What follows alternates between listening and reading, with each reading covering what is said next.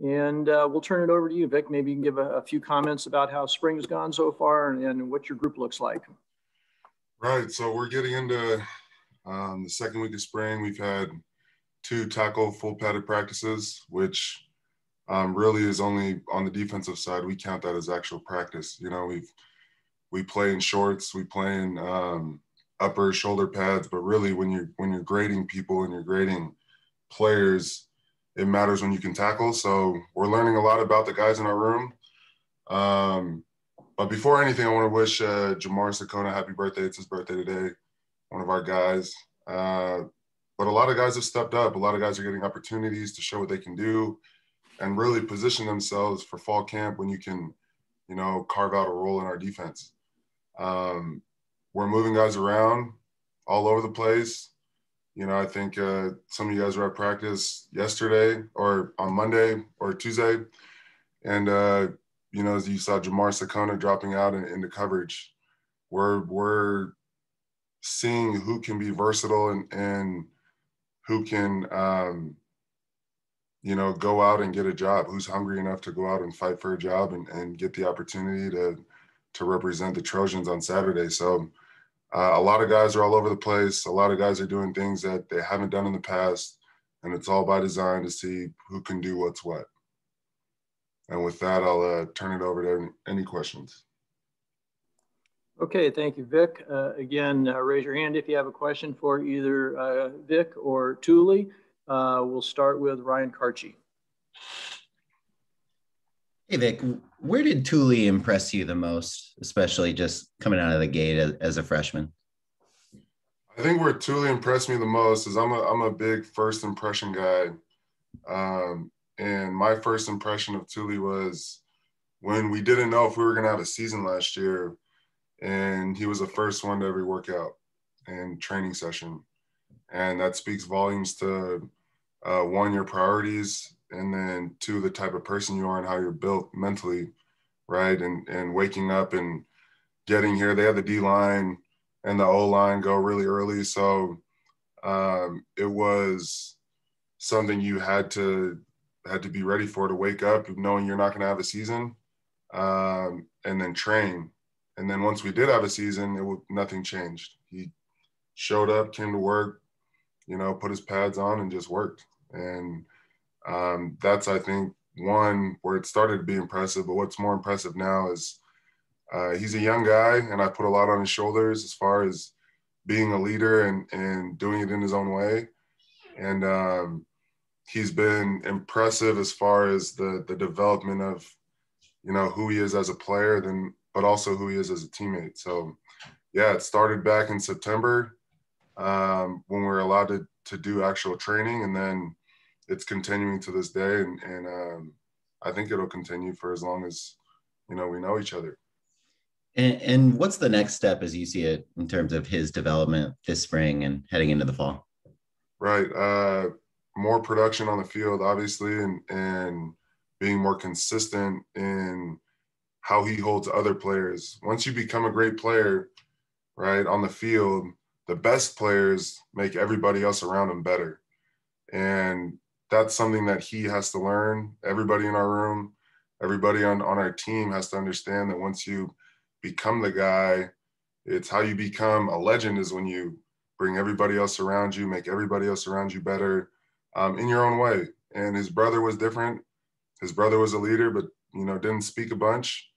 But everybody knew, you know, Marlon's going to do what Marlon has to do for the team and go out there and play at a certain level. So for me, it was making sure that Tuli, and I think he knows this, is allowing him to be himself and allowing him to lead the way he wants to lead.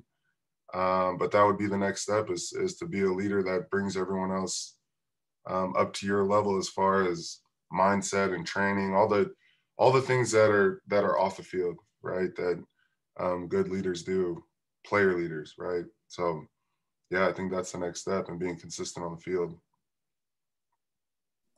Okay, we'll go to Adam Grossbard. Tuli, you guys lost a lot of experience along the defensive line since last season. Just what type of responsibility do you feel like that puts on you going into this next year?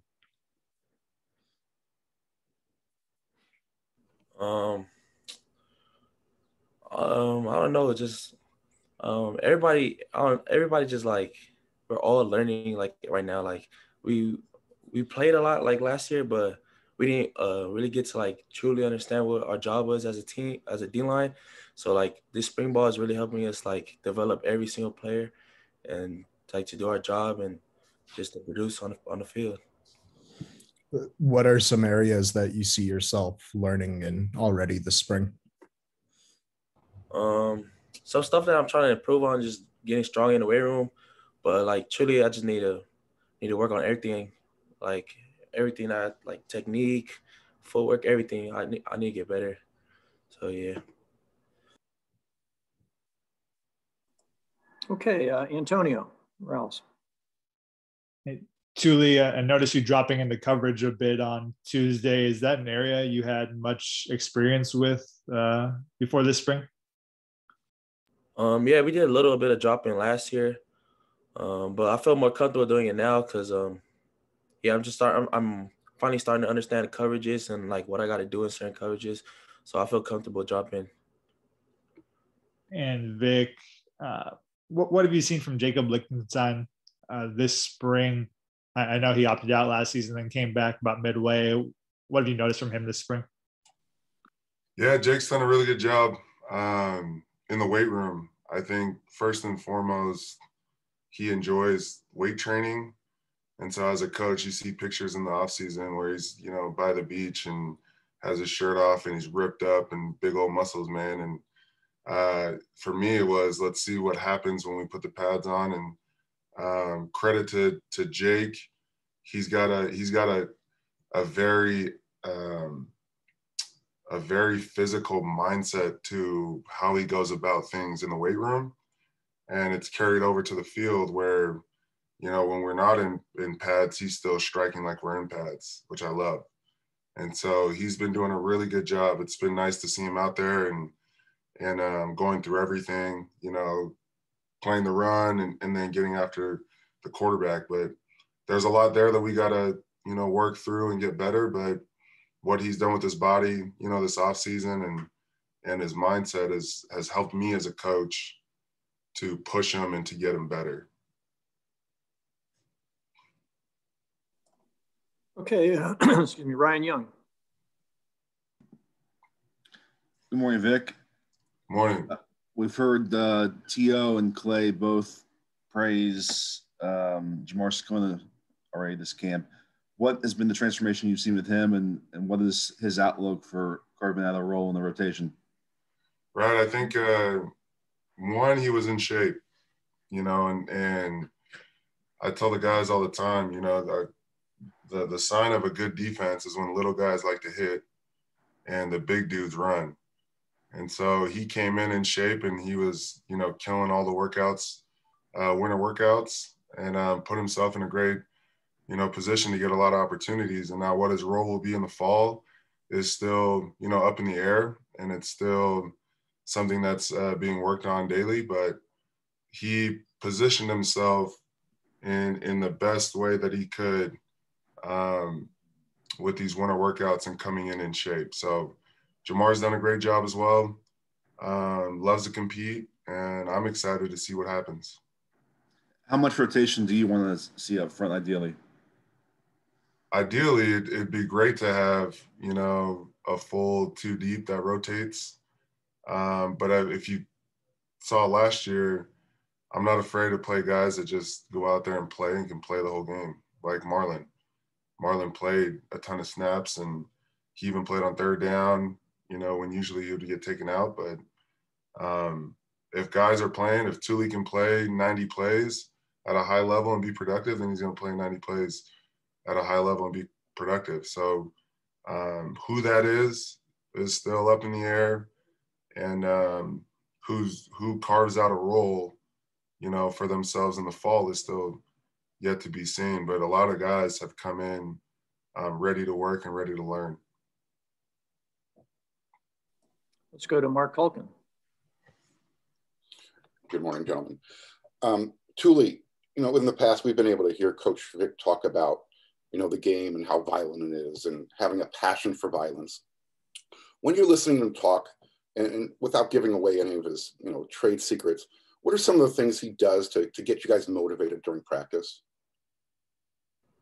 One thing I'd really like when he coaches is like making us compete with each other. Like it just really pushes us to work harder, and like just seeing other people work hard makes you want to work hard. So we love to compete. Okay. And then, Coach, you're talking about some of the younger players carving out a role. Can you talk about Jay Toya, or is it too soon to bring up his name? No, absolutely. I think Jay just like everybody else, and kind of to Tuli's point, everybody knows that there's open spots, and everybody knows that how you do when we have full pads on is going to directly correlate to how many snaps you get in the fall. And so Jay is just like any other, true freshman mid-year, is understanding the playbook and figuring out how to be a college student and how to play at a high level with a coach that demands a lot. And he's been doing a great job. Again, another kid that has a lot to work on, but doesn't shy away from contact, doesn't shy away from work, shows up every day with a great attitude to, take hard coaching and to get better. So the sky's the limit for Jay. And we'll see what happens, obviously, throughout these next few months. But the way he comes ready to work is the same thing that Tuli has, right?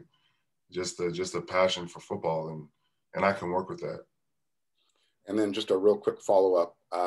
You had mentioned trying to see how pissed off you could get Brandon Peely. Were you successful on Tuesday? Yeah, got him pissed off. Now I got to teach him technique. So mindset first and then everything else after, right? But yeah, we're excited. Excited he was back out there and got to go through a full practice. And now it's, next practice, and so on. Let's jump to Ryan Abraham. Morning, guys.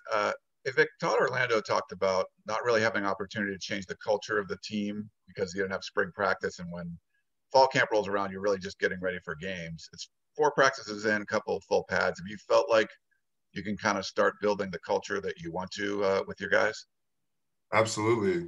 I think not having the spring ball and being a new staff, there's a lot of different challenges, but one of them being, who is this guy? You don't really get to know your players to the depth that a spring, season has and allows you to have. So I'm getting to know these players more. They're getting to understand my expectations, where there isn't a game we're preparing for on Saturday.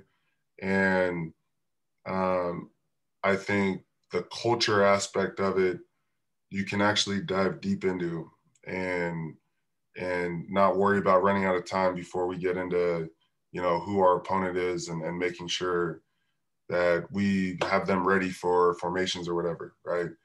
And so a lot of my time speaking to them is about development, is about your job on the defensive line. Which, Tuli, what's your job on the defensive line? To establish the violent physical nature of football through relentless effort, both immovable and unstoppable. We do not chase, we hunt. And that's what we're doing now, is we get out there to go hunt. And I'm looking for guys that are hungry. And when they show up, they know that they're going to get the same thing from their coach.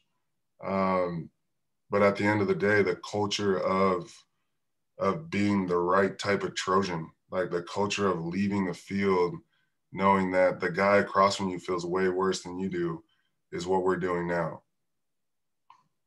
And then Tuli, real quick, just what's it like? I mean, you're in a unique position. You don't have your brother there anymore, and one of the leaders on the defense. Like, what's it like practicing with him not around? I feel no difference. Everybody on my D line is my brother, so we're still family over here.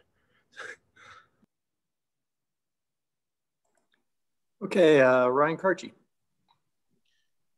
Hey, Vic, I know Drake hasn't been able to get out there as much in spring practice, but what's the hope in terms of the next step of his development? Pretty much the same as everybody else. We hope that he can produce consistently, get to know our defense better, get to know our coaches better. But then you want to see him obviously take a jump to where he understands defense. He understands why we're calling different things. And it's not about his job anymore. It's about what am I seeing in front of me and how can I make an impact within my role. And a lot of what we've done in the offseason with Drake is just helping him understand the situations he's going to be in and how to be productive. And then he's another guy that I think sky's the limit, and a lot of pressure is being put on him as far as I'm this big name, and kind of the same thing that's going to happen with Corey. But my conversations with him doesn't matter what your job is. On defense, the best thing about it is you can go out and make your plays. You don't got to hope an O-line blocks and hope a quarterback sees you to get the ball. You go out there and hunt and do it the right way, then you can get your job done and achieve the dreams that he came here to achieve. And you mentioned Corey. In terms of his, obviously huge expectations, how far does it put him behind the eight ball that he's not able to kind of get that culture education during spring, or just kind of have that extra time like the other guys have? Yeah, I think it's a big deal. Just because you don't have those practices and building the camaraderie, but it's not anything that we can't, overcome and we don't talk about often, right? So my job is to get them caught up, and I'm pretty damn good at that. So we'll be ready to go in fall camp. Okay, let's go back to Adam Grossbart. Vic, you talk about like just being able to establish, the cultural things this spring that you weren't able to do last year. How do you expect those type of developments to translate once the games start in the fall? Right. I think culture translates when it's hard. Anytime they hit adversity, which you hit adversity a lot during the fall. But I think your culture is shown when your back's against the wall or someone goes down and someone else has to step up to where there isn't a fall off, there isn't a drop in production or technique or fundamental or effort. And so this spring, I think, will pay dividends, in the middle of the season, towards the end of the season, or in the middle and towards the end of games. I really think that's when your culture shines, is when you hit adversity as a team. Were there any moments last season, now that you look back on it, where it's like we really could have used spring camp? I think the entire season. I think not only culturally, but technique and fundamentals and installing a brand new defense. I think spring ball would have done wonders for us, but we didn't have it. So looking back, you can say we should have, could have, would have, but last season was last season, and now we're preparing for the next one. Okay, let's go to RJ Abatia. Did I say that right? Abadia. It was close enough. Okay, there you go. Hey, Coach, I was wondering about your early impressions going up against the Trojan offensive line so far in spring and how those guys look relative to last season. Yeah, relative to last season, there's a lot of the same guys. We lose AVT, but it's very competitive, right? It's a great O-line to go up against because we talk a lot of trash back and forth in the weight room and stuff like that, and it's fun. I love those guys. I think they're going to take a jump. I think Clay's doing a great job with them and what he's installing as far as the run game and pass protection. I think it's going to help our team, and it's helping us get better. Seeing that type of stuff. And then I'm wondering if Tuli has any individual shout outs he wants to give on the offensive line, just guys who are impressing him at this point. I think everybody's doing pretty good right now. Thanks.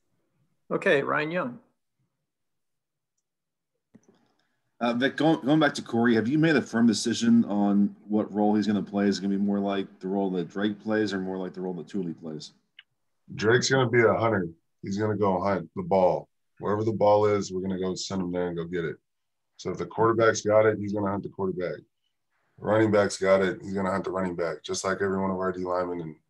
And we're going to put him in positions to go and make impacts. So it doesn't matter if he's hand in the ground or if he's standing up to the side of the line? No, see ball, get ball. He's going to go get the ball.